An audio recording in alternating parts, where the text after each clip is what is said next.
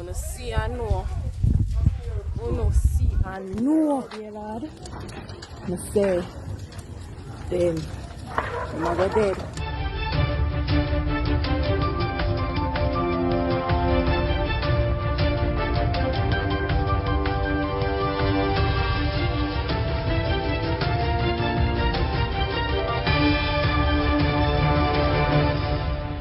Welcome back to MyView TV, the people's platform, the home of undiluted news, reviews, updates, and your daily dose of entertainment.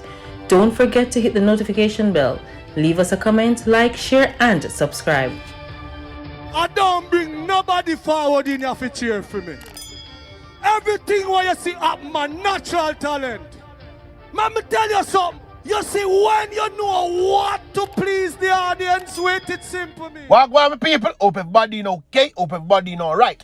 Always be thankful for the bad things in life. They open your eyes to see the good things you weren't paying attention to before. Happy are those who take life day by day, complain very little, and be thankful for the little things in life. Always remember that. Me always tell the people them say not gonna be in the known. You understand? News and I come by news and I get it right. So the idiot them, yeah. Well, just some of them jacket and tie, keep press conference and I lie to the people about murder down, this and that down. And me come and me tell them say I lie them and tell. And me have the proof. Here we are going now. Murder tally for this year now, 938, up by 3%. Me think the idiot, yes. Me think the idiot show man, this say it done. Me telling no people, don't listen to them, you understand? Sure, we are show them up and them don't like it, but anyway, we can move on. Jamaica's recorded 938 murder this year as of August 14. This represents a 3% increase when compared to the 911 murder recorded over the same period in 2021.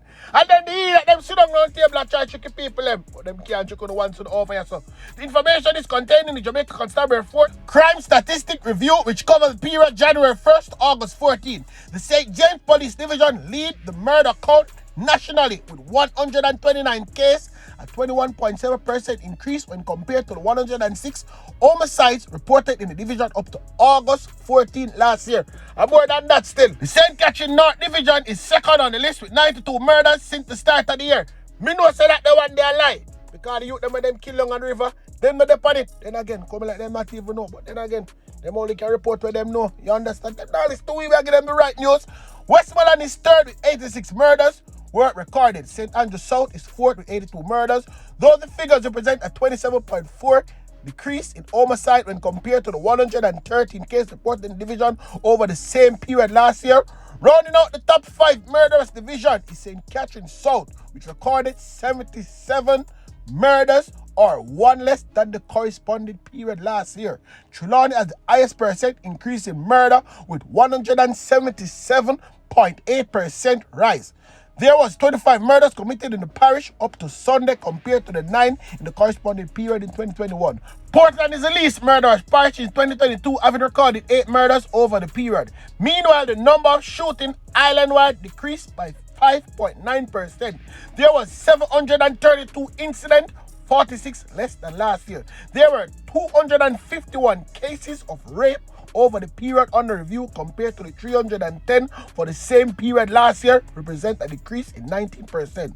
Robbery saw a 11.8% increase with 569 incidents this year compared to the 509 last year. The Jamaica Constabulary Force also reported 4.4% increase in break-ins, 611 this year compared to the 585 in 2021.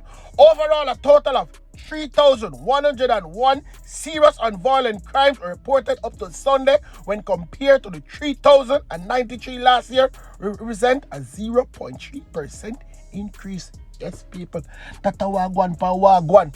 But me here Peter Divine, yes, me here Peter Divine, round this and make a bag of nice. Peter Divine, come here. How much people you think are dead for the year? You know a lot of things, you know. And when you didn't have power, you could do one thing. Come tell me wagwan. At that pace, we will have 1,500 murders by year end. Now, when the Prime Minister was campaigning, the worst year we had was 1,200. We had as low as 1,000. So office holders obviously make a difference. If they had maintained even the worst year during or 4-year period between 2012 and 2015, even the results of the worst year, about 2,000 Jamaicans would be alive today instead of being murdered. So office holders do make a difference. Notwithstanding that, if you get good policies and you sustain them across administration, that too is important, and that's why consensus makes a difference.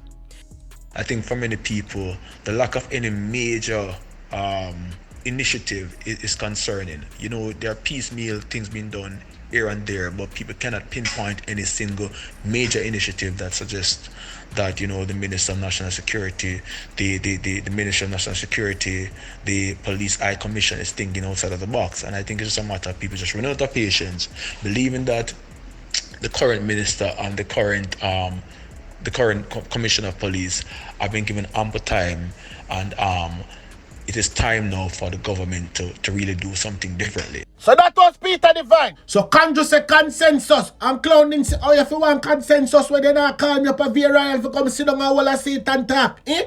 Anyway, people, here them are two babu there now, but the people them have around the country. We faced an existential threat of political violence to our state.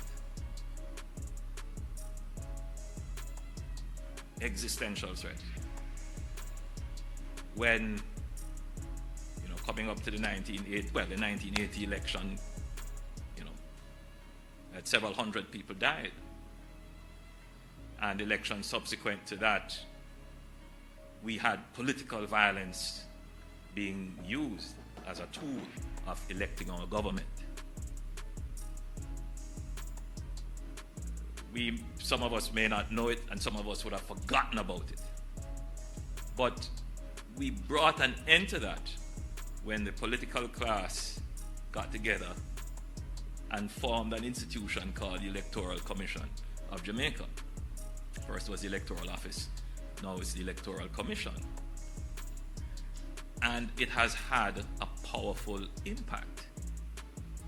So today, as I pointed out, and I noticed that Peter Bunting was laughing when I said, you know, one seat separated us and, you know, seamless transition. No issues. We should be very proud of that. We exercised agency and leadership to deal with an existential problem. Now, just reflect for a moment. How many other countries in this region and worldwide has this problem of political violence and how they are struggling to come to grips with it? We have come to grips with it. So I'm saying this to say that the challenge of the use of violence in our society is a huge one, but it is one that we can overcome. If as a society, the leadership of the society is willing to come to consensus on addressing it. We have been calling for the resumption of Vale Royal talks so we can discuss these issues in depth off the air without the pressures of the media and politics coming into the discussion, and try and solve, or at least find a pathway forward that we can both sides agree on for the best future of our country. We had one such meeting in February. No date was set for the resumption of another one, and we've heard nothing since. CMOC, the Crime Monitoring and Oversight Committee, was established mainly under the leadership of Dr. Peter Phillips and Fitz Jackson as our spokesman, pushing for consensus around crime, along with civil society, people like Howard Mitchell and others, signed on to a program of work, legislative deliverables, and other institutional reforms. That is where we should be seeing consensus, but the government representative on CMOC hasn't been attending the meetings for months and months and months. So how can you say you want consensus when the very institutional arrangements that have been set up to achieve consensus are being ignored? Not by us, but by the government itself. Mouth make for talk, and it's easy to say things that sound nice, but you have to walk the walk as well. And we are ready to walk that walk because we have no fear of consensus. We have no fear of working across the aisle to build a better Jamaica. So we are fully on board with the idea of constructive engagement and consensus. But what we will not do is we will not violate the constitution of our country and take away the rights of our citizens, which are hard fought for and which are protections from tyranny and abuse and things which we know are possible if we do not maintain the rule of law in this. Not back for say anything, but watch it, I deal with the matter at any of my people. People are dead left, right, and center. Here, walk one now. Two bus operator killed by gunmen traveling on motorcycle. Me never say bicycle. I mean when I look young, that them did a ride. A tour bus operator was killed in the tourist resort town of Nigel, Westmoreland, following a gun attack by men traveling on a motorcycle Monday night. The deceased have been identified as 53-year-old Byron Gray of West End, Nigel. Report reaching on news team that about 11:10 p.m. Gray was driving his Toyota Voxy motor car along the West End main road when two passengers aboard. When upon reaching a section of roadway, he was pounced upon by two men traveling on a motorcycle. The men opened gunfire, hitting Gray, and he lost control of the vehicle, which crashed into an embankment. Mean power like a goalie side right there, so you understand? He was rushed to the hospital, and guess what, people? Guess what? All them that drive fast and carry him, and straight to the morgue, them drop him when them reach, because him dead. It is not clear if the two passengers suffer from any injury. No motive has been established for the killing. But as soon as me know, I'm going to know exactly what one. Don't need to worry yourself. Police probing killing of Elliston Road man. You walk one for that. Investigators are probing the murder of a chef from Elliston Road Police Station. He has been identified as 34-year-old George Butler. Yes, people, the man them killed the butler. You understand? The police tell us that Mr. Butler was killed sometime between midnight on Saturday and 10 o'clock Monday morning. Right around 9 yard. That's how the police them have it as. You understand? An alarm was raised when Mr. Butler failed to report to work at the Elliston Road Police Station canteen on Sunday. His co-worker went to his house on Monday and reportedly observed that the gate to the property and the grill to the house were open. A phone order was also coming from the front bedroom. The police and the fire unit were called and they entered the house. Mr. Butler's body was seen with bullet wound. His grey Toyota IS is missing. The man them take the Butler car, people. Yes, that is what the man them do. Hold on a bit, I'm going to hand over, because the people them hand over some bunch of our bone. Said what I said, I mean what I said, I mean not take it back. Only not have no sense. When always come and cuss police, and only get a chance to fix boy business, do not fix it. Resident help police foil on over robbery. Yes, people. Big foolishness. Gunmen who attempt to stage a robbery at a supermarket, Opal and Over, yesterday afternoon was held by residents and the police. 2 illegal firearms were also reportedly taken from the men. Hold on there now, people. When I really tell me, say, only get the chance to slap them and not slap them, tell them about only, you know. Anyway, I can't move on. And over Circle Grangeville, right in the Westmoreland, people, here we go on. Another baby mother, baby father drama. You understand? Man and him baby mother want baby mother decide to watch you, man. She go link her bad man ready to come fix her baby father business. And guess what, people? The man them dead fixing business. You want to see him lie down pan ground. Dead. The man them tab him. Like when man take ice pick and a tab up ice to put in a cup. And so then tab him up. There's a picture of him lie down pan the ground can't show no. He bleed out right there so. Right past spot him dead. But guess what I go on now? We're going to raise the pit to them. Oh, I got raise the pity them. Me tell you no, certain things you can't talk about, but things you don't want to talk over it. Me I go talk about it. Anyway, more news. Watch me, I can give the people them some more news. You see, once something go wrong in one other country, I can bet on any money Jamaican involved in it. Them just know to find mix up and be a part of it and find stupidness. You walk one now, people.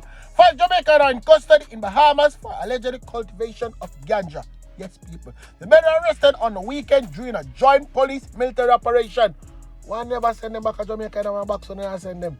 Why they never slap them away? We're not going to tell you about the whole land for them. Anyway, I'm going to listen to Roberto Goodman, and he is the Chief Superintendent in charge of drugs enforcement for the Royal Bahamas Police Force. Yes. As a result of the information received, a strategic plan of action was put into place, where a joint operation was put into place by the Drug Enforcement Office, along with the Real Crime Time Center, along with officers from the Criminal Record Office. As a result, sometime 2 days ago, the Drug Enforcement Office would have came into this area where they would have conducted surveillance. While in there, they would receive some additional information, which resulted in 5 Jamaican nationals being arrested for cultivating these fields. The ages are between 40 and 57 years of age.